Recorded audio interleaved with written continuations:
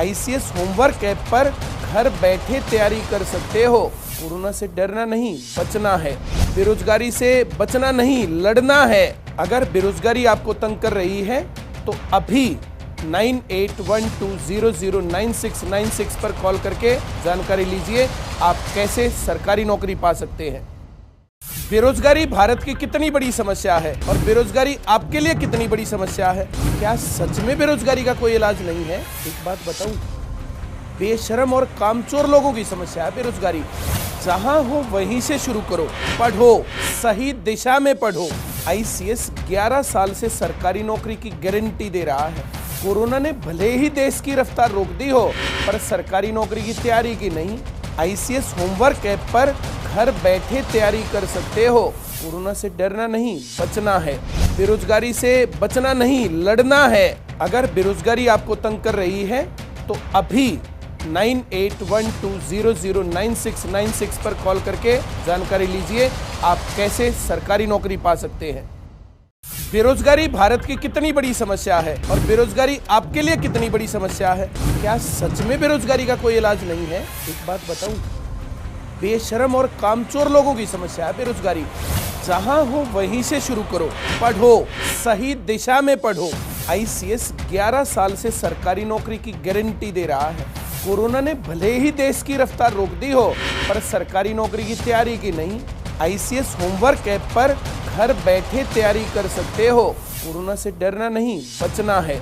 बेरोजगारी से बचना नहीं, लड़ना है। अगर बेरोजगारी आपको तंग कर रही है तो अभी 9812009696 पर कॉल करके जानकारी लीजिए आप कैसे सरकारी नौकरी पा सकते हैं। बेरोजगारी भारत की कितनी बड़ी समस्या है।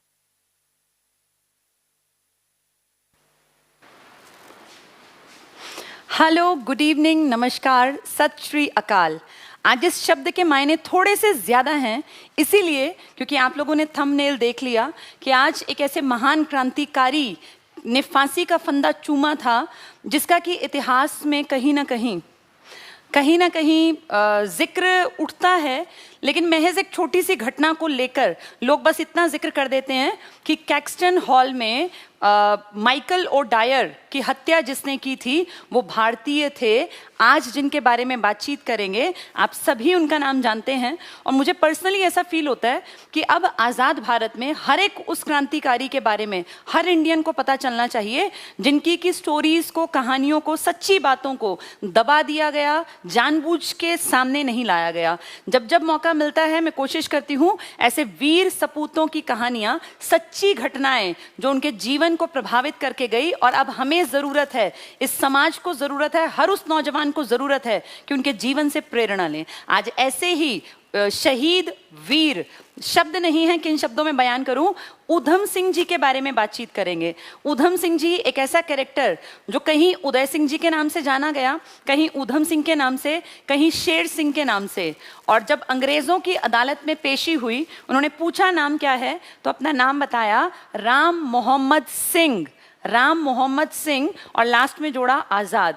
ऐसा अजीबोगरीब अटपटा नाम कैसे किसी भी इंडियन का हो सकता है? ये जानबूझ के नाम रखा था इन्होंने, अपने हाथ पे गुदवा लिया था, राम मोहम्मद सिंह। ये तीन कम्युनिटी आप अगर समझ रहे हैं, राम मतलब हिंदू, मोहम्मद मतलब मुस्लिम्स और सिंह मतलब सिख कम्युनिटी, इन तीनों की एकता का परिचय दिया था अपने ऐसे नाम में जो अंग्रेजों को रास नहीं आया था, और उसके पीछे जोड़ दिया था आज़ाद। आज़ाद क्यों? कि तुम्हारी साम्राज्यवादी सोच से आज़ादी चाहिए और तुम्हें खदेड़ेंगे और नहीं भागोगे तो तुम्हें चुन चुन के ऐसे मारेंगे जैसे कि 13 मार्च 1940 में कैक्सटन हॉल में भरी अंग्रेजों की उस सभा में इस वीर सपूत ने खड़े होकर गोली दाग दी थी उसके सीने में और वहीं ऑन द स्पॉट डेथ हो गई थी। कई अंग्रेज जो उनके संगी साथी बने बैठे हुए थे और भाषण में इंडियंस की बेइज्जती कर रहे थे, उन सबको भी नहीं बख्शा था। हाँ, मरा एक ही था, लेकिन वो दहला दिया था हर अंग्रेज का मन इस सच्चे वीर सपूत ने। तो आज इनके बारे में बातचीत करेंगे। आपने पिक्चर में देख ही लिया। जब आपने इनके बारे में अगर आज थोड़ा बहुत सर्च भी किया होगा, ऐसे दिनों पे जरूर पढ़ना चाहिए जहां जो अवेलेबल हो, तो देखा होगा कि जब गूगल पे भी पिक्चर है है इनकी, वो एक फोटो में जब अंग्रेज हथकड़ी लगा के आगे बढ़ रहे हैं ना, तो मुस्कुराहट है, वो जीत की मुस्कुराहट कि मैंने जिस चीज की ठानी थी अपने जीवन में, जो मेरी मंशा थी, जो मेरी लाइफ का गोल था, वो फाइनली मैंने अचीव कर लिया और गोरों को उनके ही घर में, उनके देश में घुस के मारा। ये बदला था 21 साल पुरानी उस भयावह घटना का, जिसको कि सुन के भी रूह कांप जाती है। अब भी जब कभी मूवीज में देखते हैं तो सच में लगता है कि कोई आदमी इतना अमानवीय कैसे हो सकता है कि हजारों की भीड़ पर, निहत्थे लोगों पर ऐसे अंधाधुंध गोलियां चलवा दे। डर के लिए इंसान एक को मारे, दो को मारे, ऐसे पागलों की तरह सनकी था वो आदमी। माइकल ओ डायर अलग आदमी था और जनरल डायर या जनरल आर डायर, ये दो अलग अलग कैरेक्टर हैं। बहुत लोगों को तो सबसे पहले तो ये जो इतने वीर सपूत थे इनको ही नमन है, क्योंकि आज खास दिन है, इसलिए इनके बारे में जानना बहुत ज़रूरी है और मैं चाहती हूँ हर इंडियन इनके बारे में जाने। ये ज़रूरी है कि हमें पता हो, हर भारतीय को, कि किस कारण आज हम आज़ाद भारत में सांस ले रहे हैं। न जाने कितने वीर सपूतों ने अपनी जान दाव पे लगा दी, हंसते हंसते फांसी के फंदे को चूम लिया। क्या हुआ? जो नाम हमें बस 3 ही याद रहते हैं, भगत सिंह, राजगुरु, सुखदेव, लेकिन उनके पीछे एक बहुत बड़ी फौज थी जो ताकत भरती थी उन जैसे शूरवीरों में, जिसने माँ भारती के लिए कभी भी ये नहीं सोचा, उनके दिमाग में कभी ये सेकंड थॉट नहीं आया कि मेरी जान कीमती है या पीछे मेरे घर वालों का क्या होगा। चलिए इनके बारे में जानते हैं। पंजाब में जन्मे थे ये, 1899 इनका बर्थ ईयर है और 26 दिसंबर 1899 को जिस घर में जन्मे हैं, इस घर में कोई बहुत अमीर नहीं है, बहुत गरीब टाइप का ही इनका घर परिवार का माहौल था और बहुत बचपन में ही इनकी माताजी जो हैं वो गुजर गई थी। तो पिताजी ने जैसे तैसे करके जितना बन पड़ा उतना, 2 भाई थे ये, एक जिसकी बात हो रही है इनका नाम पहले शेर सिंह था, बड़े भाई का नाम था मुक्ता सिंह। ये 2 बेटे थे इनके, मुक्ता सिंह, और छोटे बेटे का नाम रखा शेर सिंह। तो बचपन में ही माँ गुजर गई। पिताजी जो हैं उस टाइम पे खेती करते थे थोड़ी बहुत पेट भरने लायक, और रेलवे जो ट्रैक थे, तब ऐसे पुल तो थे नहीं, तब तो ये था ना कि आदमी खड़ा होगा, झंडी दिखाएगा तब रेल गुजरेगी। तो इनके पिताजी ना एक वॉचमैन का काम करते थे रेलवे क्रॉसिंग पर, तो थोड़ा बहुत वहां से मिलता था और जैसे तैसे गरीबी में अपना जीवन काट रहे थे। लेकिन किस्मत को कुछ और मंजूर था और कमाते हुए इनके पिताजी की भी डेथ हो गई, यानी घर में जो सोर्स ऑफ इनकम था वो भी चला गया। पिताजी चले गए, माँ पहले ही नहीं थी, तो बच्चों को कौन पालेगा। इसीलिए इनका और इनके भाई का जो पालन पोषण है वो घर परिवार तो रहा नहीं, तो अनाथालय में, एक अनाथ आश्रम में इनका नाम लिखवा दिया गया। ये अनाथ आश्रम अमृतसर में था। तो अमृतसर में अनाथ आश्रम में ये पले बड़े, बहुत अच्छा अनाथ आश्रम था, आज के टाइप में नहीं कि भाई ध्यान ही ना दें। वहाँ पे प्रॉपर जो सिख कम्युनिटी है ना, ये लोग उसको चलाते थे और जो सही वैल्यूज़ हैं, जिनको हम कहते हैं संस्कार, जो घर से ही मिलते हैं, वो सारे संस्कार, गुरुओं की जो अमृत वाणी है, वो यहाँ दिन रात बच्चों के दिमाग में डाली जाती कि वो भी अच्छे बने, संस्कारी बने। अगर माँ बाप नहीं है कोई बात नहीं, लेकिन ये एक तरह से मान लीजिए कि गुरुद्वारे के अंडर बहुत सारे लोग थे जो उसकी देखरेख करते थे और सभी बच्चों में उन्होंने कोशिश की कि अच्छे संस्कार जाएं। और इसी का कहीं ना कहीं परिचय मिला जब इनकी आगे पर्सनालिटी को हम आगे जानेंगे। तो अनाथ आश्रम में रहे, यही इन्होंने पढ़ाया लिखाया और एक अच्छा समझदार इंसान के तौर पर जब ये अनाथ आश्रम आए ना, तो इनके नाम बदले गए। अब शेर सिंह नाम नहीं है, अब इनका नाम बदल के इन्होंने दिया उधम सिंह। ये नाम दिया हुआ है अनाथ आश्रम में जो टीचर्स थे, जो इनके केयर टेकर थे, तो उधम सिंह नाम मिल गया। इनके भाई का ही बदला, लेकिन इनका इंपॉर्टेंट है, उधम सिंह जी नाम मिला। ठीक है, यहाँ रहे, परवरिश ठीक ठाक हो गई, खाने पीने की टेंशन हट गई, पढ़ लिए, मैट्रिक की परीक्षा पास कर ली। अब ये 1899 का बर्थ है, तो 1919 के आसपास आते आते 1918-19 वाले सेशन में इन्होंने मैट्रिक कर ली, मतलब 10th। उस टाइम पढ़ते पढ़ते ही लोग जो है ना 20-20, 25-25 साल के, 10वीं 12वीं में 18-20 साल के आराम से पहुंचते थे। तो 10th करने के बाद जैसे जो ये अनाथ आश्रम था, यहाँ से अब इनको निकलना था, भाई अब तू बड़ा हो गया, कमा खा, अपना घर बसा। तो यहाँ से जैसे यहाँ से चल पड़े, तो वहीं अमृतसर में रहने लगे, आसपास ही कहीं पर। तो अमृतसर में जब ये यहाँ से गए ना, तब भी ये लगातार, जहाँ बचपन बीता वो गलियाँ थोड़ी इंसान भूलता है, तो लगातार वहाँ कांटेक्ट में रहते। और इसी दौर में ये 1919 की घटनाएं हैं जो सारी अब जिक्र में आएंगी। इसी दौर में जब तब मौका मिलता, अनाथ आश्रम से सेवाएं, जैसे अनाथ आश्रम ना कहीं कहीं सेवाएं देता था, जैसे कभी कहीं पानी पिला दिया, कभी कहीं लंगर लगवा दिया, तो उसमें ये लोग भी चले जाते थे। 9 अप्रैल का दिन था 9 अप्रैल 1919, ये दिन रामनवमी का था। रामनवमी, आप अच्छी तरह जानते हैं रामनवमी हिंदुओं का बहुत बड़ा त्योहार है, भगवान राम से जुड़ा रामनवमी। तो रामनवमी त्योहार जब है ना, तो सिर्फ हिंदुओं का नहीं है। अमृतसर एक मिसाल था अपने आप में। इस टाइम में यहाँ हिंदू प्लस मुस्लिम और तीसरी कम्युनिटी जो कि बहुतायत में थी सिख, इन तीनों का ऐसा बेहतरीन, ऐसा सुंदर गठबंधन था कि देखने वाले भी जलते थे कि इतना भाईचारा, इतनी आपसी यूनिटी। और खासकर अंग्रेजों को तो ज्यादा ही आग लगती थी ये देख के कि इस इलाके में ये हिंदू, मुसलमान और सिख आपस में इतने यूनिटी से क्यों रहते हैं। 9 तारीख थी, रामनवमी का दिन था और यात्रा निकाली जा रही थी। भाई श्री राम की यात्रा निकलती है, हनुमान की उसमें भक्ति होती है श्री राम की। तो एक गाड़ी पे सवार थे 2 बहुत बड़े लीडर जो कहीं ना कहीं कारण थे इस यूनिटी का। एक लीडर का नाम था सत्यपाल और एक का नाम था सैफुद्दीन किचलू। आप नाम से समझ गए होंगे, किचलू मुस्लिम कम्युनिटी को बिलोंग करते हैं और सत्यपाल हिंदू कम्युनिटी को। हिंदू मुसलमानों का इतना बढ़िया भाईचारा कि आगे आगे पूरी भीड़ जा रही है, जय श्री राम का नारा। मुसलमान भी वहां पानी पिला रहे हैं, मुसलमान भी और सिख भी। रामजल नाम से पानी की सेवा देते थे वहां पर। और मुसलमान भी, जैसे कैप जो है मुसलमान अपनी पहने हुए है, सिख की अपनी पगड़ी बंधी हुई है और हिंदू जो है वो अपना जैसा पहनावा है। तो इकट्ठे इकट्ठे इतने ग्रुप्स थे कि देख के जलने वाले जो है सोचते थे कि ये कैसे ऐसे यूनिटी का कारण है। उसका कारण थे ये 2 बड़े लीडर, एक ही गाड़ी में सवार, एक हिंदू एक मुसलमान, और आगे पीछे सब सिख हिंदू मुसलमानों का बहुत ही बेहतरीन गठबंधन। इस बात को देख के एक घटिया महाचुगलखोर गद्दार आदमी, जिसका नाम आप लोग जानते भी होंगे, हंसराज, जिसने गद्दारी की थी इंडियंस के साथ। हंसराज अंग्रेजों का चहीता और उनसे उपाधि ली हुई थी राय बहादुर की। जानते हो ना, अंग्रेज ज्यादातर राय बहादुर, राव बहादुर ये उपाधियां दिया करते थे नाइटहुड की, या तो ऐसे लोगों को जिनकी धाक थी समाज में, या ऐसे चाटुकारों को जो तलवे चाटते थे, जो चुगली कर करके बताते थे, गद्दारी करते थे इस माँ भारती से। उन्हीं गद्दारों में से एक घटिया आदमी था हंसराज।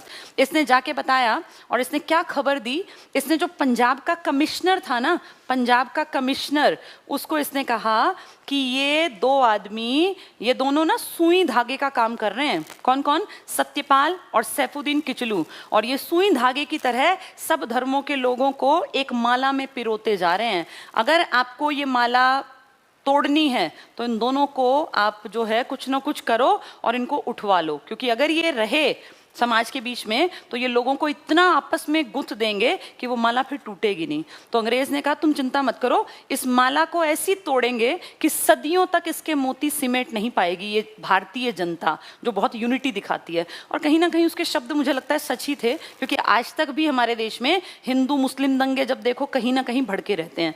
ये उस आदमी ने कहा था कि ऐसा तोड़ा जाएगा इस माला को कि इसके मोती पिरोते पिरोते सदियां बीत जाएंगी, ये कभी इकट्ठे नहीं होंगे। और इन्होंने ऐसा ही किया। 9 तारीख की ये घटना थी, मैंने बताया आपको अप्रैल। 10 अप्रैल को इन दोनों लीडर्स को पकड़ लिया। क्यों पकड़ा? कहा कि रॉलेट एक्ट में पकड़ा जा रहा है। रॉलेट एक्ट पता होगा ना, मैंने पूरा एक्सप्लेन भी किया हुआ है।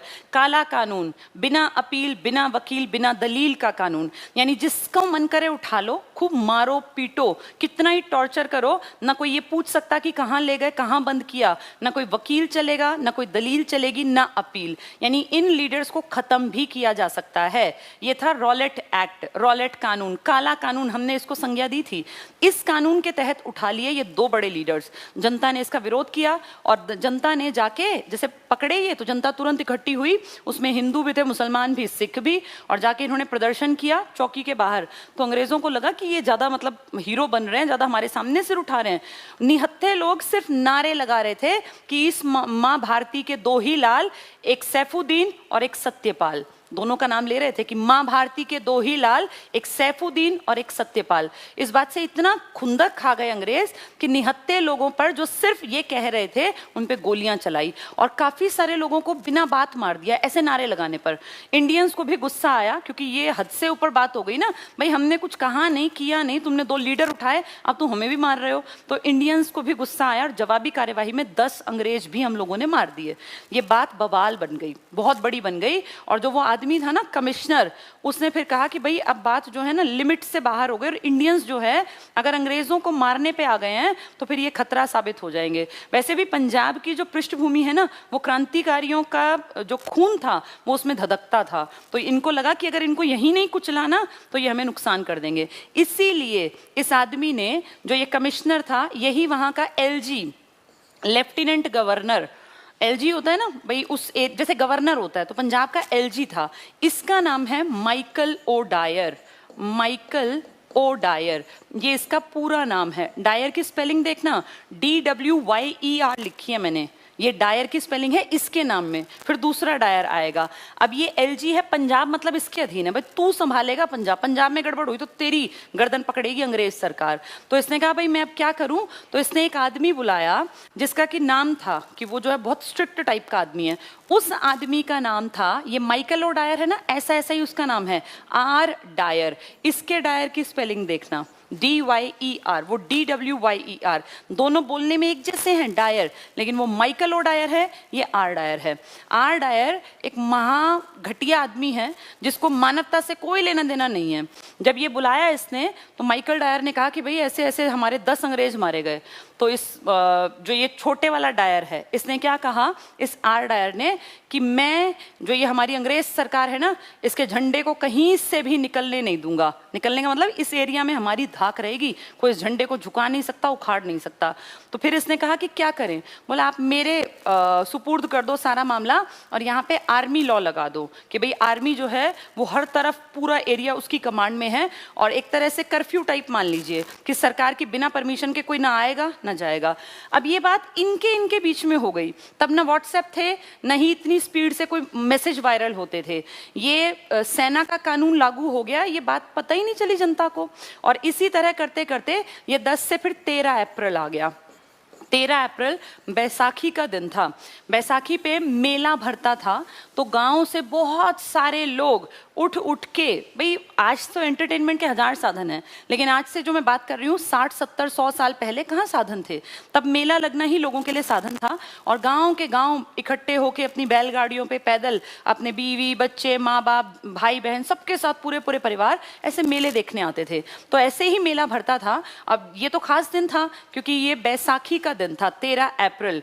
अभी रामनवमी गई है, वो आदमी मरे हैं, और अब बैसाखी के दिन तो मेला भरता था। ये लोग आ गए इकट्ठे होके। अब जलियांवाला बाग एक बहुत बड़ा बाग था, और अभी भी बहुत लोग जो है जाते हैं घूमने। जलियांवाला बाग में किसी को कुछ नहीं पता कि सरकार की क्या स्ट्रेटजी है, सरकार क्या प्लान कर रही है, वो हमें कैसे कुचलना चाहती है, खत्म करना चाहती है। अब वो बेचारे अनजान लोग उस मेले के चक्कर में आए, और फिर जैसे मेला कहीं छोटी मोटी जगह लगा हुआ था, थोड़ी बहुत देर सुस्ताने के लिए, आराम करने के लिए, धीरे धीरे करके जलियांवाला में भीड़ बढ़ती चली गई। कुछ लोग जो थे वो क्रांतिकारी टाइप के थे, जो कि पहले से ये घोषणा कर दी गई थी कि सत्यपाल और सैफुद्दीन किचलू जो पकड़े गए हैं, इनके लिए एक जनसभा बुलाई जाएगी, और वो बुलाई जाएगी 13 अप्रैल को। कहाँ? जलियांवाला बाग में। तो जलियांवाला बाग में आम जनता भी इकट्ठी हो रही है, और जो क्रांतिकारी टाइप के लोग हैं वो भी इकट्ठे हो रहे हैं, और कुछ आम जो इंसान जिसका कि इंटरेस्ट है देश की राजनीति में, जानने में, समझने में, वो लोग भी। यानी बहुत सारे लोग जिनको कोई मतलब नहीं है वो भी यहाँ हैं, और जो कुछ करना चाहते हैं वो भी यहाँ हैं। निहत्था है हर आदमी, किसी के पास कोई हथियार नहीं। यहाँ एक बहुत बड़ी भीड़ खड़ी हो गई। यहाँ एंट्री छोटी सी थी, सब लोग जानते ही हैं। यहाँ पे एक छोटा सा स्टेज टाइप है, और यहाँ हजारों की भीड़ खड़ी है, हजारों की भीड़। ये हंसराज नाम का गद्दार वहां भी भाषण देता है स्टार्टिंग में कि भाई हम जो है देश के लिए ये करेंगे वो करेंगे, दिखावटी टाइप का। धीरे धीरे भीड़ बढ़ती जाती है, ये यहाँ से भाषण दे के निकल जाता है, फिर दूसरे लोग अपना भाषण देने लगते हैं, क्योंकि यहाँ तो मेन चीज़ होती है मोटिवेशन।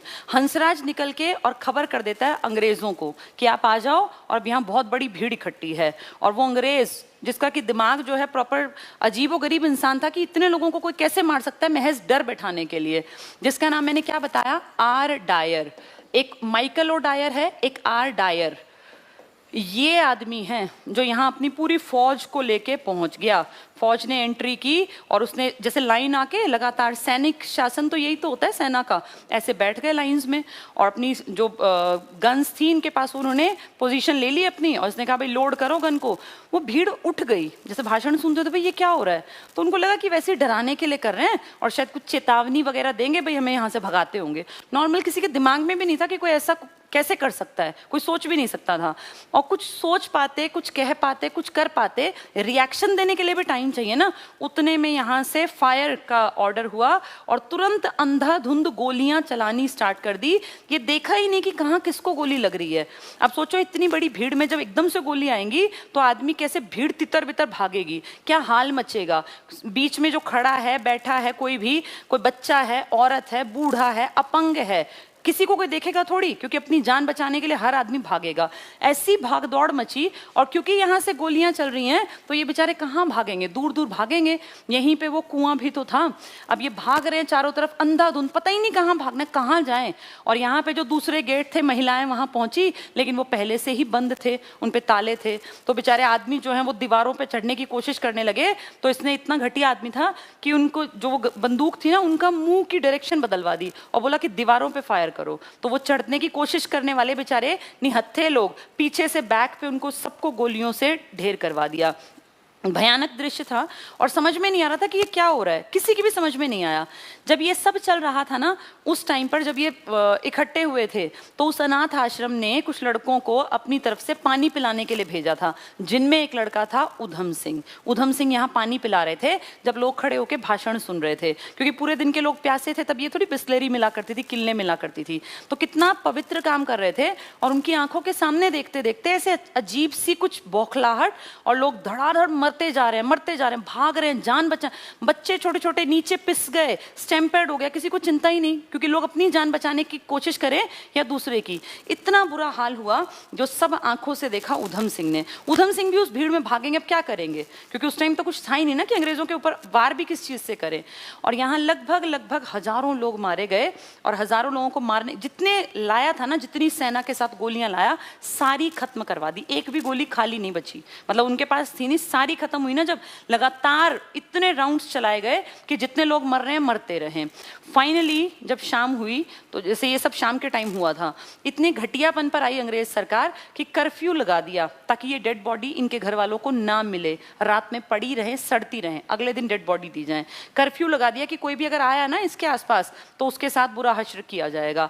अब सोचो ये यहाँ पे लोग तड़प रहे हैं, आधे तो मर गए थे, लेकिन आधों के जिसके पैर में गोली लगी, हाथ में, कंधे पे, तो वो तो मरा नहीं था ना, लेकिन वो तड़प रहा था। कितने लोगों को फर्स्ट एड देके ठीक किया जा सकता था, बचाया भी जा सकता था, लेकिन मन में एक ऐसा डर बिठाना टारगेट बना लिया था इस आदमी ने, डायर ने, कि मुझे ऐसा इनके मन में बैठा देना है कि ये कांपे सोचते ही कि हम अंग्रेजों के खिलाफ कैसे खड़े होंगे।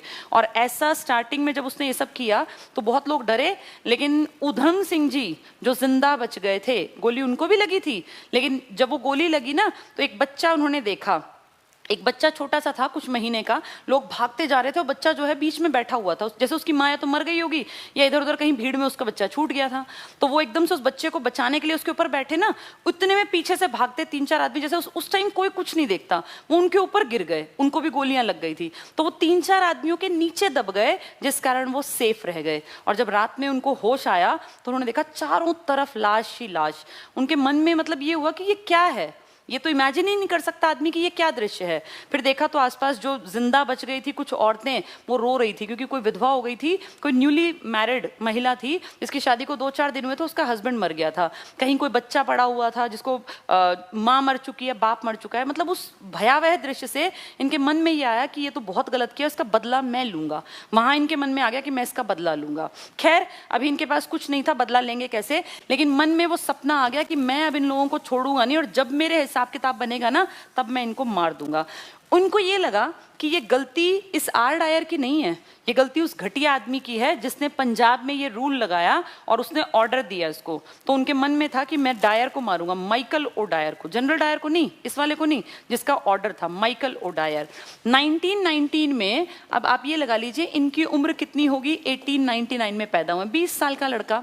अभी कोई ऑर्गेनाइजेशन नहीं, कोई हथियार नहीं, जज्बे से सिर्फ काम नहीं चलता ना, हमारे पास साधन रिसोर्सेज भी तो होने चाहिए।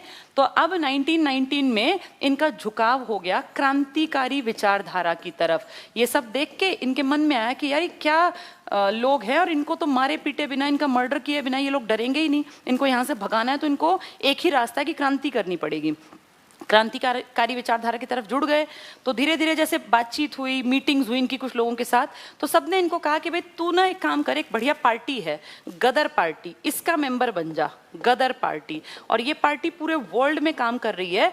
ये गदर पार्टी अमेरिका की देन थी, 1913 में वहाँ बनाई थी सोहन सिंह भाखना और लाला हरदयाल जी ने। इनका काम क्या था, पूरे वर्ल्ड लेवल पे, खासकर अमेरिका में काम कर रहे थे, यूरोप में काम कर रहे थे और एशिया के कुछ हिस्सों में, कि यहाँ जो इंडिया जैसा जो मेन देश था ना, मेनली तो इंडिया की बात करें क्योंकि हम इंडियंस की आज़ादी को आज मेन फोकस में रख रहे हैं, तो वो लोग क्या करते, जो बाहर इंडियंस हैं इन सबको मोटिवेटेड रखते और उन सबको जगाते कि यार हमें क्रांति करनी है। कैसे? अमेरिका में तो हम क्रांति कैसे करें, हम सब लोग ना पहले तो अपने ही कम्युनिटी के लोगों को जिंदा करें, क्योंकि हम मर चुके हैं, हम सो गए हैं, हमें दिखता ही नहीं कि हमारा देश कैसे इसकी परतंत्रता की बेड़ियों में जकड़ा हुआ है। तो पहले तो हम सब मोटिवेटेड रहें, फिर हम धीरे धीरे जितना हो सके पैसा इकट्ठा करें, उस पैसे से हथियार खरीदें और वो हथियार अपने भाई बंधुओं तक पहुंचाएं ताकि वो क्रांति कर सके, क्योंकि हमारे पास हथियार नहीं थे ना, पैसा नहीं था। याद करो मैंने जो बताया था आपको, नौजवान भारत सभा, हिंदुस्तान सोशलिस्ट रिपब्लिकन एसोसिएशन, पैसे की कमी तो थी, तभी तो काकोरी में हमें रेल लूटने की कोशिश करनी पड़ी थी। ये सब कमियां थी पैसे की। तो अब गदर पार्टी ने अमेरिका से अपनी जड़ें धीरे धीरे धीरे धीरे दूर दूर तक फैला दी। इसी गदर पार्टी का मेंबर बन गए हमारे आज के, जिनके बारे में हम पढ़ रहे हैं, उधम सिंह जी। तो गदर पार्टी के मेंबर बने। अब बोले मैं तो बदला लूंगा। तो जो गदर पार्टी के हेड थे उन्होंने कहा बदला ऐसे नहीं लिया जाता, पहले तुम्हें थोड़ा काम करने का तरीका सीखना पड़ेगा। तो कहा मैं काम कहाँ से शुरू करूँ? तो बोले कि अपने तुम कहीं भी एक जगह चुन लो, वहाँ से काम शुरू करो, वहाँ जाके लोगों को जागृत करो, लोगों के मन में सपने जगाओ। तो इन्होंने कहा ठीक है, मैं सुनाम से ये काम शुरू करूँगा। पंजाब में एक जगह सुनाम, ये इन्होंने बनाया कि भाई मैं यहाँ से जाके यहाँ और काम शुरू करूँगा। अब सुनाम में गए ये, यहाँ इनके मामा मामी थे, तो सुनाम में गए तो जैसे वही बहुत कई सालों बाद मामा मामी से मिले थे, तो मामा मामी बड़े खुश हुए। इनके मामा ने कहा चलो मैं ना अड़ोस पड़ोस में लड्डू बांटूंगा। तो लड्डू बांटने की प्रक्रिया में कुछ जानबूझ के ये पर्चे थे इनके पास। गदर जो पार्टी थी ना, वो अपना पैम्फलेट टाइप निकालती थी जिसमें जोश भरी बातें लिखी होती थी। वो बैन थे इंडिया में, वो चल नहीं सकते थे, इनके पास वो थे। तो उन्होंने कहा लड्डू बांटने के लिए ना आप ये कागज, भाई कागज में रख के तो 4 लड्डू दोगे, तो कागज वो पकड़ा दिए। अब मामा को पता नहीं, मामा अपना उस में रख के कागज में 4-4 लड्डू बांट रहा था। तो पड़ोस में कोई हवलदार रहता था, अंग्रेजों का चमचा, उसको खबर मिली कि ऐसे पास में ना लड्डू बट रहे हैं और कोई बाहर से आदमी आया। तो बोला बाहर से कौन आया? कड़ी नजर रखते थे तब अंग्रेज की, कौन बाहर से आया, कौन गतिविधि कर रहा है। तो वो पहुंचा वहां, तो बोला भाई मेरा ये भांजा आया है और आप भी लड्डू खाइए। तो वो 4 लड्डू रख के जब उस कागज में दिए, तो सिपाही ने जैसे ही वो मुंह में रखा लड्डू, एकदम नजर पड़ी कि ये तो बैन अखबार है, पैम्फलेट है। तो उसने कहा ये कागज, एकदम थूक दिया लड्डू और बोला ये कागज तो बैन है, तुम्हें कहाँ से मिला? बोला भाई पता नहीं, हमें तो कहीं पीछे से ही सप्लाई में आए थे और बैन है, तो इसमें ऐसा क्या लिखा है कि बैन है? ये उधम सिंह जी कह रहे हैं। तो बोला कि पढ़ने लगा, वो जो अंग्रेजों का टट्टू था तो वो इंडियन ही पढ़ने लगा। तो उसने बड़ा घटिया तरीके से पढ़ा कि सरफरोशी की तमन्ना अब हमारे दिल में है, मतलब रोते पीटते टाइप ने। तो इसने कहा कि आप तो अंग्रेजी नौकर हैं और ये लाइन जो है ना आपके लिए ठीक नहीं है, कहीं आपकी नौकरी पे बात आ जाए, आप मुझे दीजिए कागज, मैं पढ़ूंगा।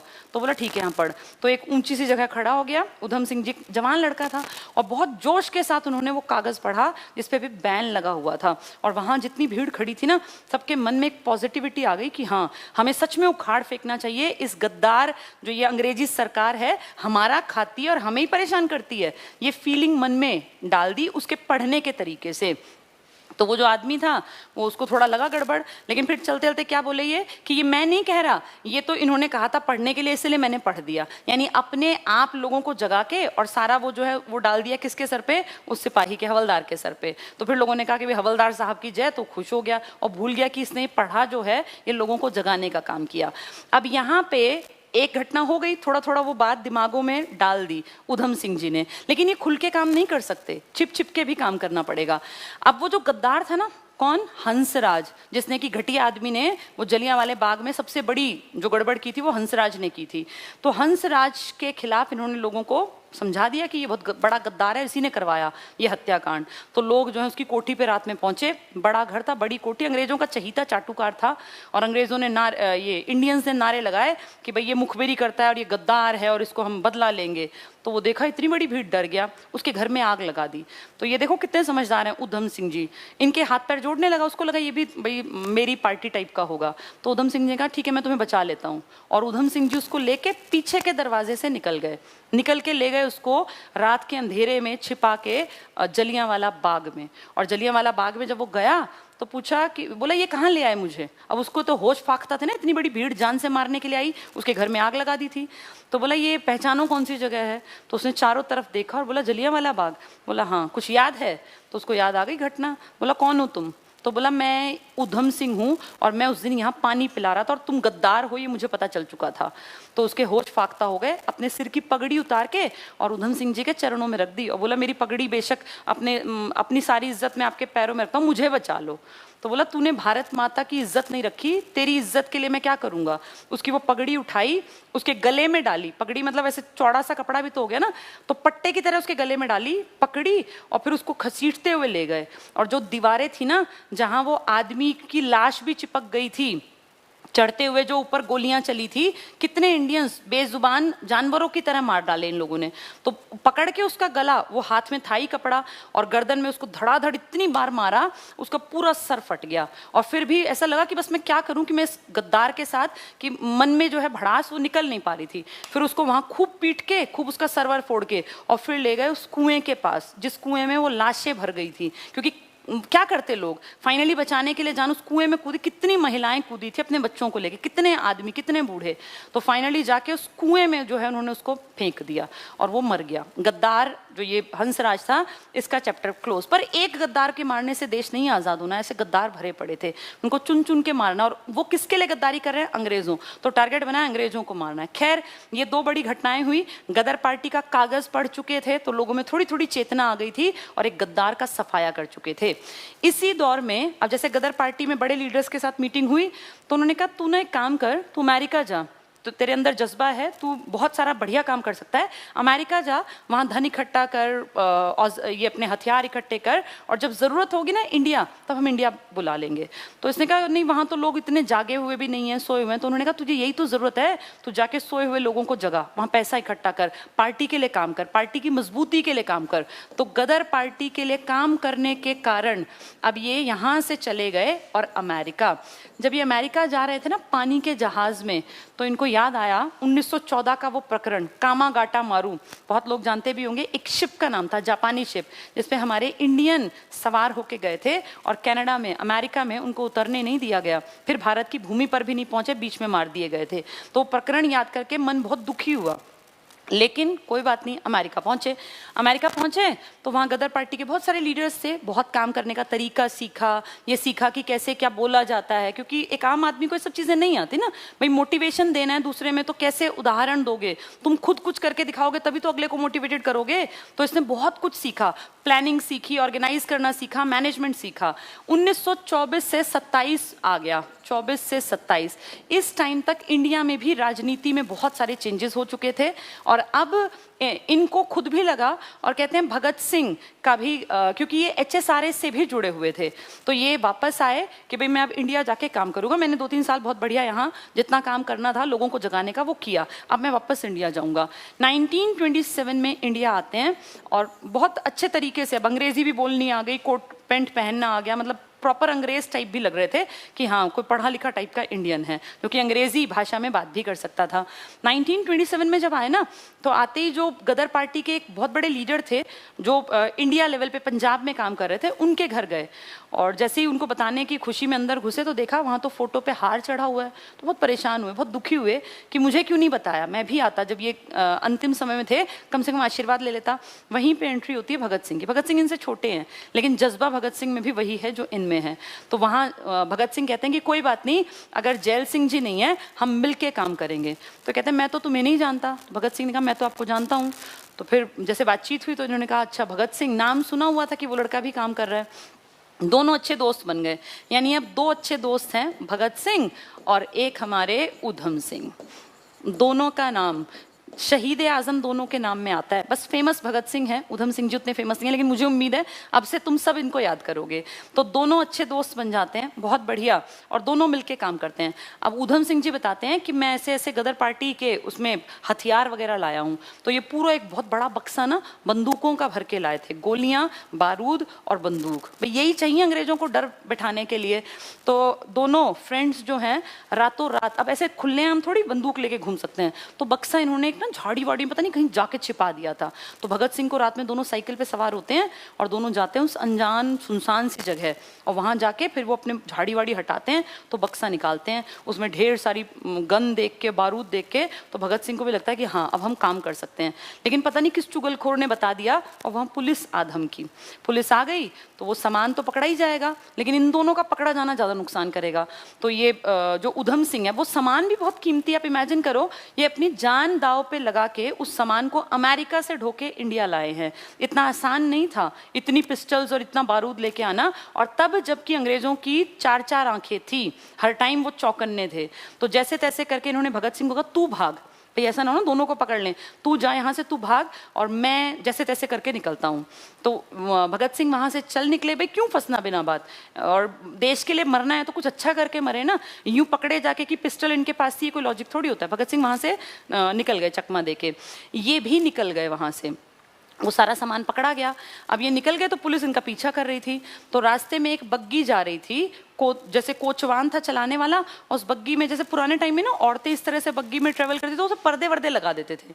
तो इन्होंने उसको पिस्टल दिखाई कोचवान को, और बग्गी में जो बैठी हुई थी महिला उसको कहा मैं ऐसे ऐसे, भाई मैं कोई गलत आदमी नहीं हूँ और मैं तो अपने देश की रक्षा के लिए, मुझे ऐसे ऐसे अंग्रेज पकड़ रहे हैं तो मुझे थोड़ी देर के लिए शरण दे दो। उस महिला ने अपनी बग्गी में बैठाया और ईजिली ये क्रॉस कर गए।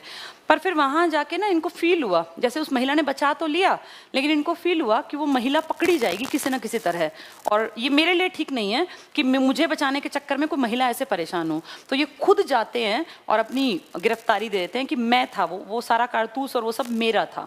तो पुलिस ने पकड़ लिया। अब उनके साथ वो गदर के पर्चे भी थे बहुत सारे, जो कि लोगों को जागरूक करने के लिए पैम्फलेट थे, वो बारूद भी था, सब सामान था।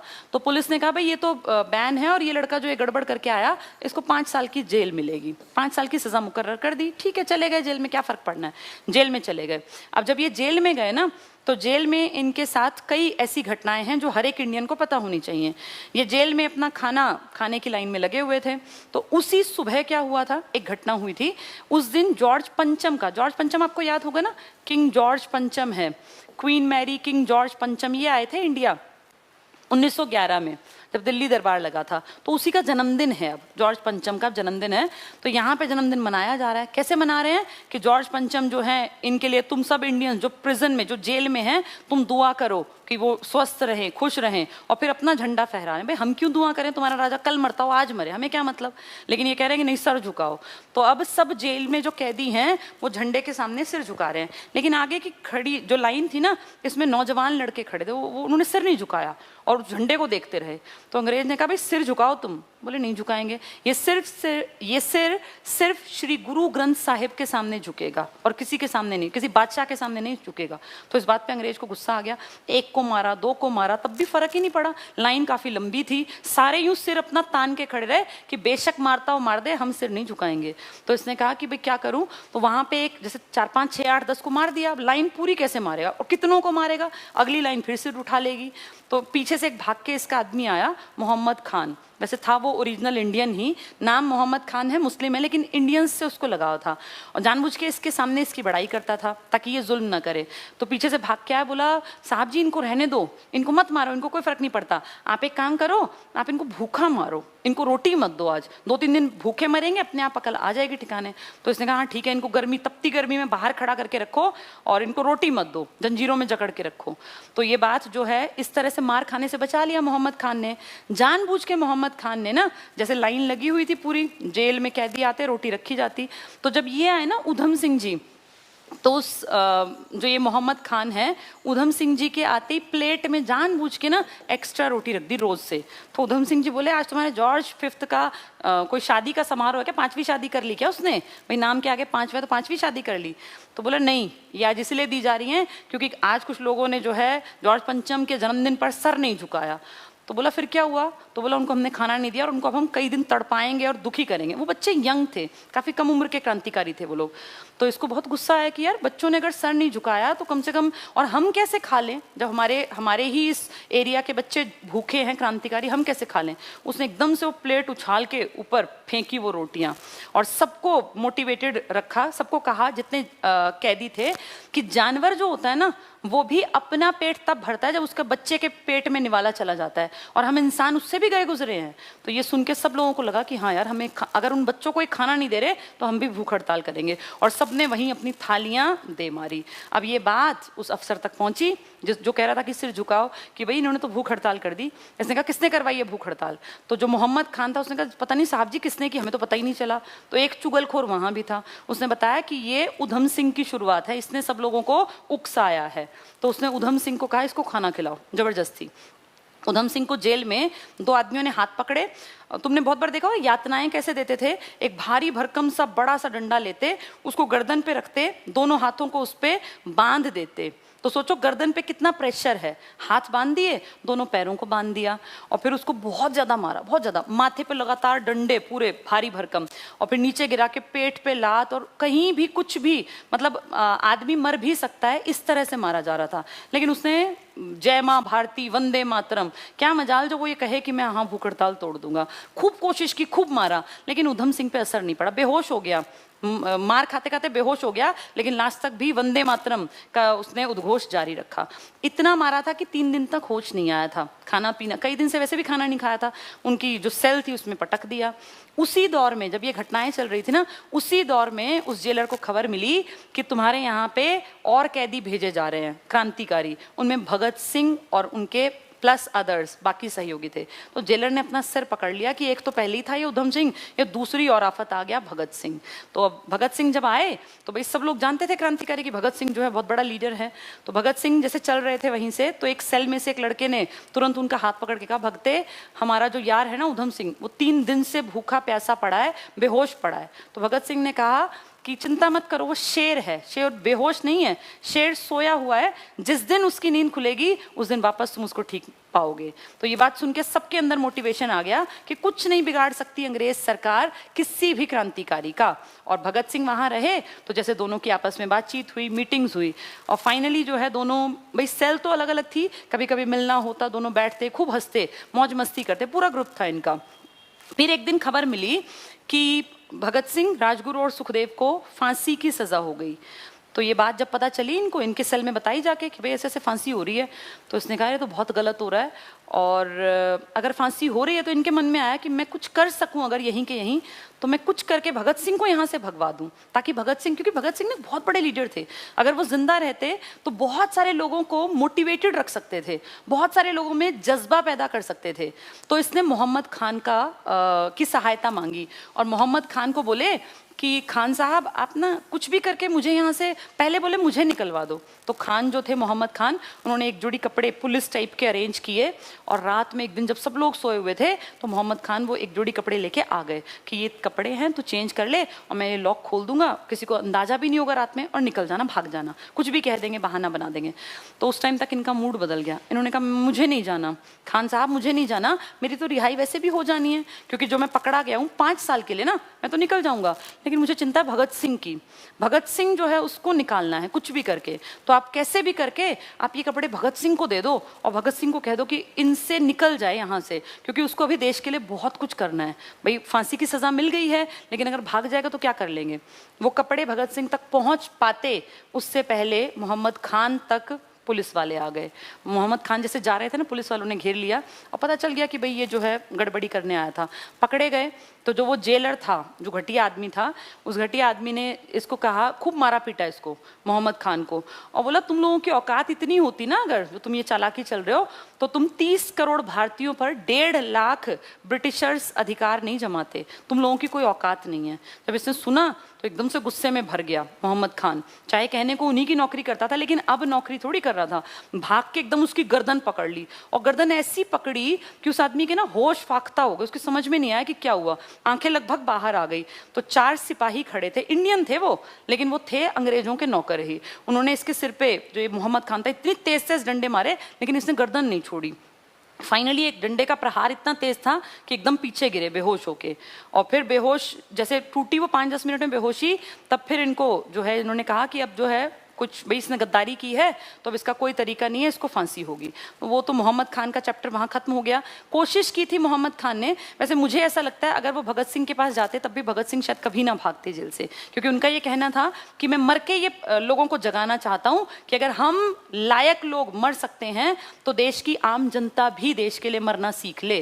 तो भगत सिंह भागते ना भागते बाद की कहानी थी, वो कपड़े पहुंच नहीं पाए थे।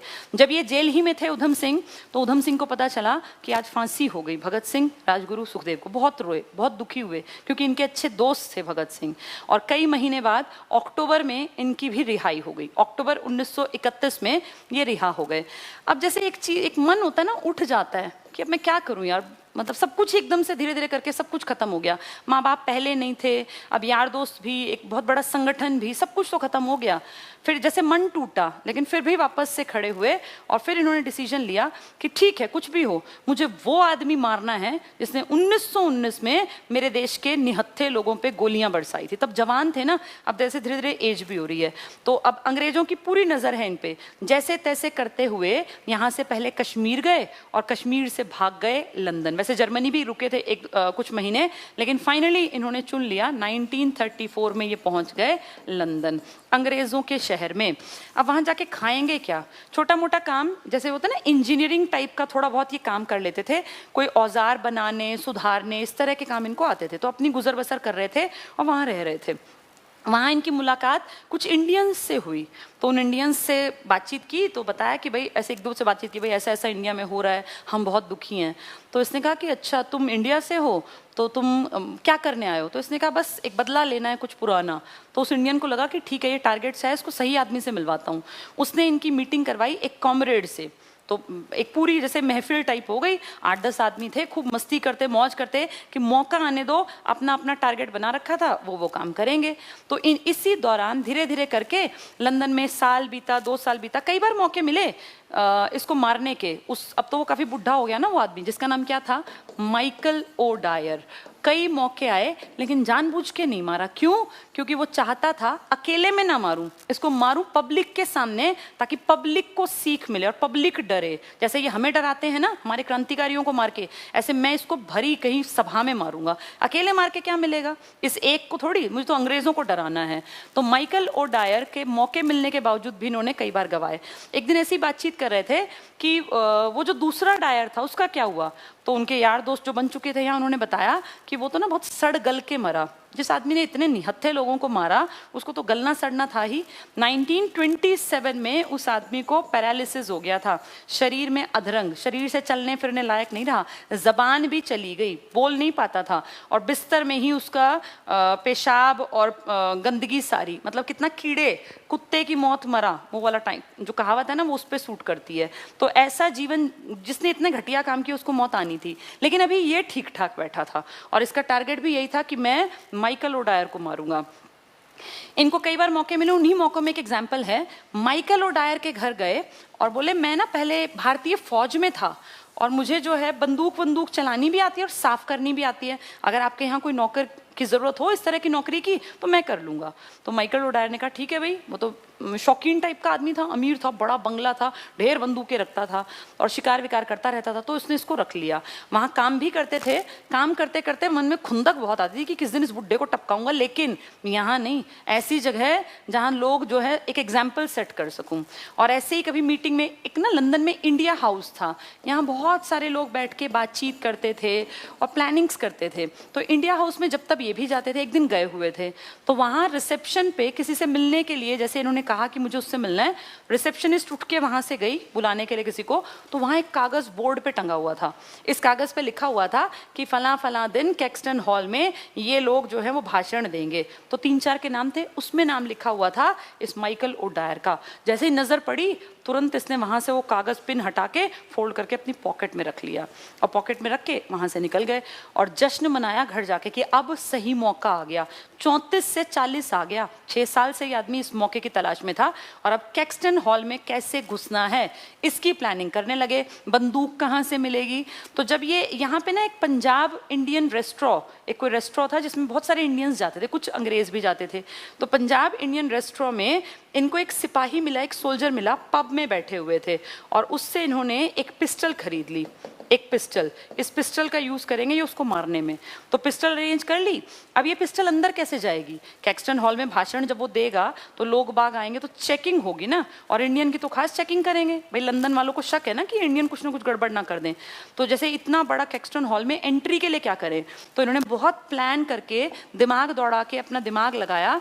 एक बुक थी बहुत मोटी सी, इस बुक में बहुत पेजेस थे, बहुत मोटी बुक थी।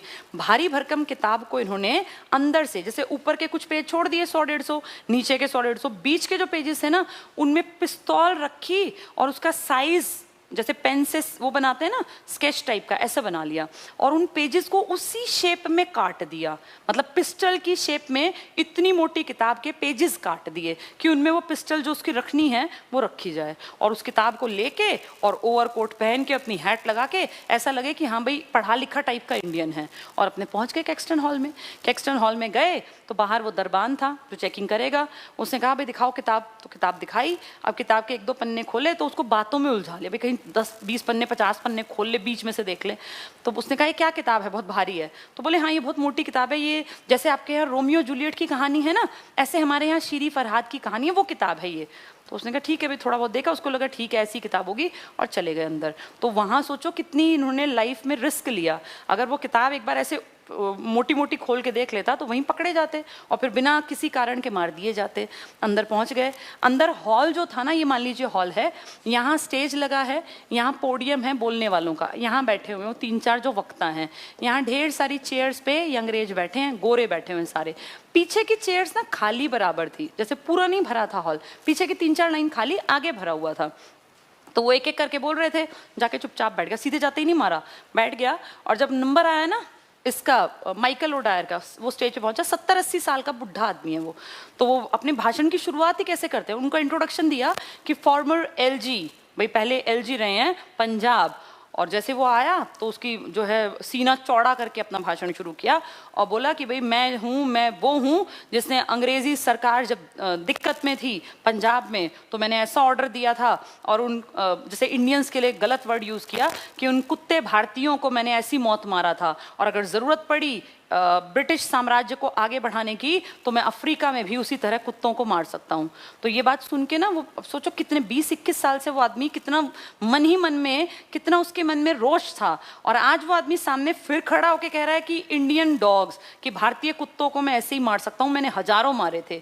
तो ये अपनी जगह से खड़े हुए पिस्तौल तानी और बोले नहीं, इस गलत फहमी में मत रहना, अफ्रीका तक तुम पहुंचोगे नहीं। और इतना बोलते बोलते तुरंत से शूट कर दिया, उनके छाती में सीधे गोली ऐसी मारी कि तुरंत वो पीछे लुढ़ के और वहीं ऑन द स्पॉट उनकी डेथ। अब अंग्रेजों में अफरा तफरी मच गई। जब अफरा तफरी मची, किसी और को मारना नहीं था, लेकिन जब इतनी भाग दौड़े तो 2-4 को और मार दिया। मरे सिर्फ ये अकेला मरा था, ये माइकल ओडायर, लेकिन गोली कईयों को लगी। फाइनली जाके, अब जैसे भागना था ही नहीं, भागने के लिए नहीं मारा था, इसलिए मारा था कि मैं खड़ा होकर बताऊंगा कि क्यों मारा, मैं सबके सामने ये बात रखूंगा।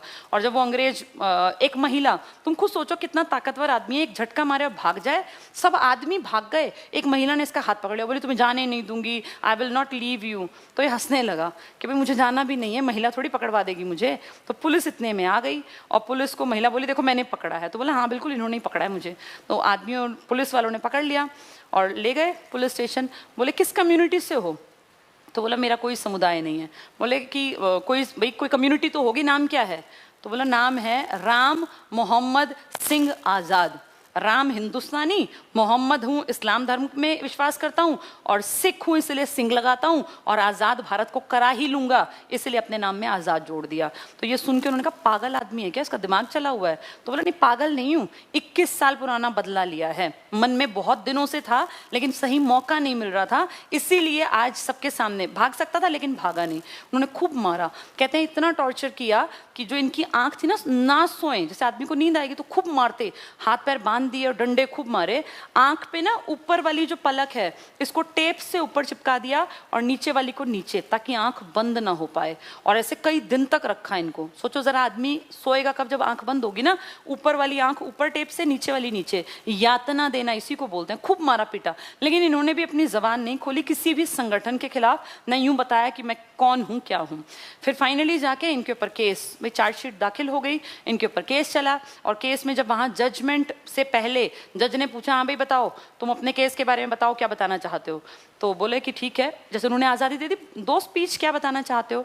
तो वहाँ बोलना स्टार्ट किया और बोलते बोलते गालियाँ निकालने लग गए अंग्रेजों के लिए। तो उनका वो जो जज था वो बार बार ऑर्डर ऑर्डर, भाई भाषा सुधारो। तो बोले आप ही ने तो कहा था बताने के लिए, मैं तो मन की बात बता रहा हूँ। तो जैसे वो हमें कहते थे ना, Indians and dogs are not allowed, तो उन्होंने कहा कि ब्रिटिशर्स जो डॉग्स, तो ब्रिटिशर्स डॉग्स, तो ये सुन के आसपास के लोगों में खुसुर फुसुर शुरू हो गई। उसने कहा कि मुझे गोरों से कोई दिक्कत नहीं, लेकिन जो ये अंग्रेजी साम्राज्यवादी सरकार है ना, मुझे इससे दिक्कत है। और गंदी गंदी गालियां जो सही सूट कर रही थी अंग्रेजों के लिए, वो इन्होंने खूब बढ़िया दी। तो जज की भी अच्छी बेइज्जती हो रही है, लोग भी जो बैठे हैं उनकी भी बेइज्जती हो रही है, और ये अपने मन की पुरानी 21 साल पुरानी भड़ास भी निकाल रहे हैं। फाइनली जब इनके फोटो वोटो खींचने लगे, वो रिपोर्टर्स लिखने लगे, तो जज ने कहा कोई भी इस खबर को बाहर नहीं ले जाएगा। भाई इनकी बेइज्जती होती ना कि क्या कह रहे हैं इनको, वो गालियां लिख दें एक दो शब्द तो लोग हंसेंगे इनके ऊपर, इन्हीं के देश में। तो बोले ये बाहर नहीं जाएगी, ये प्रेस बाहर नहीं जाएगी कि इसने क्या बोला है। और सच मानोगे, ये बात सच में किसी को पता ही नहीं चली कि इन्होंने स्पीच क्या दी थी। वो स्पीच वहीं दबा दी गई। खैर, जब ये लास्ट ये हो गया कि भाई ये तो आदमी जो है ये थोड़ा सरफिरा है, देशभक्त है, ये कट्टर देशभक्त, लगातार बोलते गए बोलते गए बोलते गए। बोले down with English British imperialism, down with English dogs, dirty English dogs. मतलब बिल्कुल ही ये कि कुछ जो मुंह में आ रहा है वो बोलते जा रहे हैं। और जब ये दिखा ना कि भाई ऑर्डर दे दिया कि पकड़ो इसको ले जाओ यहाँ से, तो सॉलिसिटर जनरल के मुंह पे थूक दिया। मतलब गुस्सा कितना था, ये पता था कि बहुत मार पड़ेगी, लेकिन फिर भी चलते चलते उसके मुंह पे भी थूक आए, जो ये कह रहा था कि ऑर्डर ऑर्डर। वहां से ले गए इनको निकाल के। तो ले जाने के बाद जैसे उन्होंने कह दिया भाई फांसी दी जाएगी, इनको कोई फर्क नहीं पड़ता। इन्होंने कहा तुमने हमारे साथ जो किया ना, हमारे लोगों के साथ, उसके लिए मैं खुश हूं कि मैंने तुम्हारे एक बड़े आदमी को मार दिया, और अपनी भारत माँ के लिए अगर मैं फांसी पर झूल जाऊं तो मेरे लिए ये प्राउड की बात है। फाइनली इनकी फांसी का दिन मुकर्रर हुआ 31 जुलाई 1940, आज ही का दिन। और जैसे लास्ट एक इच्छा इन्होंने जो बताई जेल में मरने से पहले, एक दो दिन पहले, तो इन्होंने कहा मुझे ना गुरु ग्रंथ साहिब की छोटी कॉपी अगर मिल जाए तो मैं उसको पढ़ना चाहता हूँ। इनका दोस्त ले आया, वो पढ़ रहे थे। जैसे भगत सिंह थे ना, वो क्रांति वाली किताब पढ़ रहे थे, ऐसे ये भी किताब पढ़ रहे थे। और जब टाइम हो गया तो वो दो गोरे इनको लेने आए, बिल्कुल बिना कोई डर नहीं, कुछ नहीं, चेहरे पे खुशी का भाव, मुस्कुराते हुए।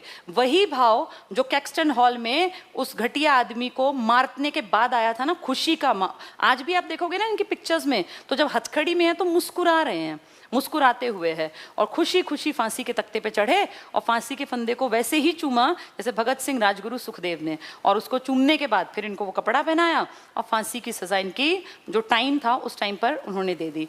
कहने को तो वो शहीद हो गए, लेकिन अंग्रेजों के घटियापन को देखो कि शहीद होने के बाद भी ना लाश दे दी जाती है उसका। अगर मान लीजिए भाई लंदन से लाश ना आती तो अंतिम संस्कार करके उसकी राख दे दी जाती है, लेकिन अंग्रेजों ने इनकी राख देने से भी मना कर दिया। ये होता है डर कि इसकी राख भी जो है इंडिया ना पहुंच जाए, कहीं उससे भी लोगों में जज्बात जाग जाएं। राख भी नहीं दी।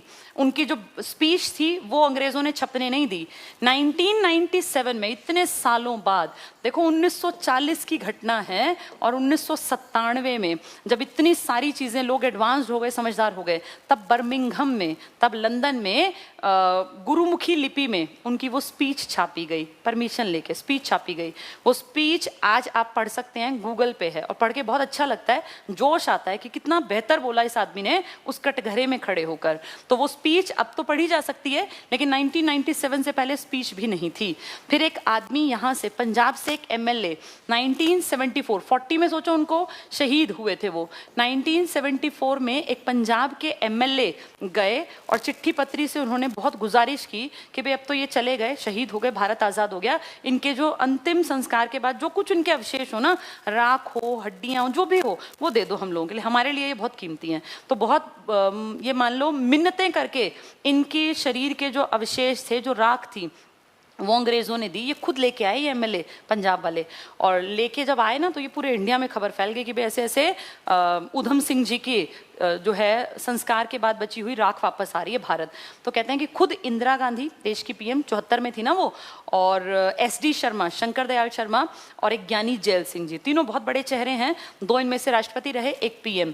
ये तीनों वहां खुद पहुंचे और बहुत आदर सत्कार के साथ जो वो बर्तन टाइप था जिसमें उनके अवशेष थे उसको उतारा गया, फिर उसको पंजाब लाया गया। पंजाब में सतलुज नदी में आधी राख बहा दी ताकि उनकी आत्मा को शांति मिले इतने सालों बाद। और जो बच गए अवशेष उनको अमृतसर के जलियांवाला बाग में एक छोटे से बर्तन में रख के ऊपर से उस पर सील लगा दी ताकि लोग हमेशा याद करें कि शहीद ऊधम सिंह जी ने बदला लिया था इस महाघटिया काम का, जो अंग्रेजों ने एक सेकंड भी नहीं सोचा कि इतने निहत्थे लोगों पे गोलियां चलाने में लोगों के मन पे क्या बीतेगी, इनके घर वाले कैसा फील करेंगे। तो इस तरह बदला लिया। 21 साल बाद भारत की आजादी की लड़ाई में इस आदमी ने एक खास बात और बताना चाहूंगी। जब इनको फांसी की सजा हो गई ना तो इनके यार दोस्त तो मिलने आते थे, लंदन में तो बहुत दोस्त बन गए थे। तो इन्होंने पूछा, जब इन्होंने मार दिया ये हो फांसी होगी, तो 2-3 दोस्त आए, रो रहे थे। उन्होंने कहा वकील किया बहुत बड़ा, वीके कृष्णन मेनन, बहुत बड़े आदमी थे, उनको किया हमने, बहुत पैसा लगा रहे हैं यार, तुझे बचा लेंगे। तो उन्होंने कहा बचाओगे कैसे, मैंने तो खुद ही मान लिया कि मैंने ही मारा है। तो इनके दोस्तों ने कहा कि हम ना, भाई तू बुरा मत मानना, लेकिन हम ये प्रूफ करवा देंगे कि तू पागल है। तो इसने कहा मुझे ऐसी सांस ही नहीं चाहिए, मैं तो चाहता हूं कि मुझे फांसी हो, और अगर तुम ये कहलवा दोगे कि मैं पागल हूं इसलिए मैंने मारा तो इससे बड़ी बेइज्जती और क्या होगी। दुख हुआ इनको कि मेरे दोस्त मुझे इतना भी नहीं समझ पाए। फिर उन्होंने पूछा कि ये बात इंडिया तो गई होगी, महात्मा गांधी क्या बोले? तो बोले महात्मा गांधी ने जो ऑफिशियल एड्रेस दिया ना, वो कहा था कि ये पागलपन की हरकत थी, पागलपन से भरी हुई एक हरकत थी, सनक भरी हरकत थी। तो एक्ट ऑफ इनसेनिटी ये गांधी जी के शब्द थे। नेहरू जी ने एक अखबार निकलता था, द नेशनल हेराल्ड, उस अखबार में लिखा कि ये बहुत ही सेंसलेस काम था और बिना सोचे समझे इतना बड़ा स्टेप ले लिया जो कि गलत दिशा में था, और उम्मीद करता हूं कि अंग्रेज इस स्टेप के कारण हमारी आज़ादी को दूर नहीं करेंगे। यानी कहीं ना कहीं नेगेटिव भाषा बोल रहे थे। जो ये नौजवान भारत सभा के लोग थे ना, इन सब ने इनकी बड़ाई की। पूरे पंजाब में जश्न मनाया गया कि अच्छा हुआ कैक्सटन हॉल में उनके घर में घुस के अंग्रेजों को मारा, ताकि अंग्रेज डरें, कोई भी गलत काम करते टाइम ये मन में आए कि कहीं इसका बदला मुझे 20 साल बाद उतारना पड़े अपनी मौत से। ये डर बैठाना, ये खौफ बैठाना, ये बिल्कुल सही किया था, ये बहुत लोगों ने कहा।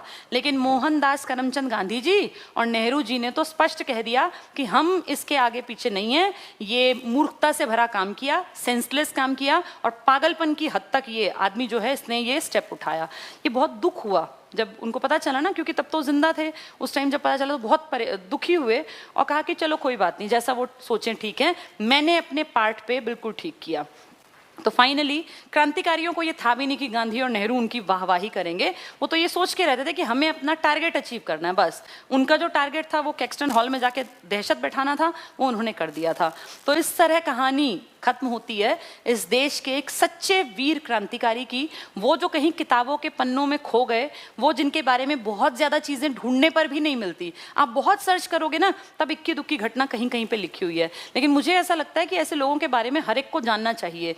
अब टाइम है, अब जरूरत है कि हम हर नौजवान तक ये मैसेज पहुंचाएं जो ऐसे ऐसे क्रांतिकारियों ने देने की कोशिश की, और इन्होंने अपनी पूरी जान लगा दी कि इंडियंस जाग जाएं। लेट ही सही, कभी तो जागें। और आजादी की असली पहचान क्या होनी चाहिए? वो ये नहीं होना चाहिए, जैसा भगत सिंह ने कहा था, ऐसा ही तो भारत है आज, कि अंग्रेजों के जाने के बाद भी भारत में कुछ नहीं बदलेगा।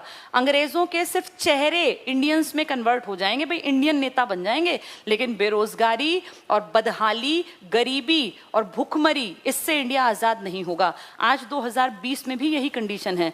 ये सिस्टम तब बदलेगा जब हम सब लोग शिक्षित होंगे। इसीलिए शिक्षा को हथियार कहा जाता है। तो चलते चलते इतना ही कहूंगी, हर किसी को खूब पढ़ना चाहिए। पढ़ाई से हम लोग जागरूक बनते हैं, और जागरूक बन के आप और मैं, हम सब लोग जब जागरूक होंगे ना, तो ये मान के चलो कि सरकारों को अपने आप हमारे अकॉर्डिंग, हमारी जरूरतों के अकॉर्डिंग डिसीजंस लेने पड़ेंगे। जब तक ये जनता सोई हुई है, जब तक समाज में जागरूकता नहीं है, तब तक सरकारें कभी नहीं बदलेंगी। सरकारों के चेहरे बदलेंगे, कभी ये पार्टी कभी वो पार्टी, लेकिन सरकार वैसे काम नहीं करेगी जैसे कि आप चाहते हैं, जब तक आप शिक्षित नहीं होंगे। इसलिए सब लोगों से यही कहूंगी करूंगी कि जब जब ये बातें सुनते हो ना, तो अपने मन में ये धार लो कि हमें पढ़ लिख के कामयाब बनना है, हमें जीवन में अच्छा इंसान बनना है। इस देश के लिए सबसे बड़ा कर्तव्य आज के टाइम में यही है कि खूब पढ़ो, स्किल्ड बन जाओ, इतनी स्किल्स पैदा कर लो कि तुम्हें कोई बीट ना कर पाए, न पढ़ाई के क्षेत्र में न तर्क देने के क्षेत्र में। हमेशा तार्किक सोच के साथ आगे बढ़ो, साइंटिफिक एप्टीट्यूड अपने अंदर डेवलप करो। ठीक है, चलिए, जब जब मौका मिलता रहेगा हम ऐसे ही जुड़ते रहेंगे और ऐसे क्रांतिकारियों को याद करते रहेंगे। ठीक है, थैंक यू, गुड नाइट।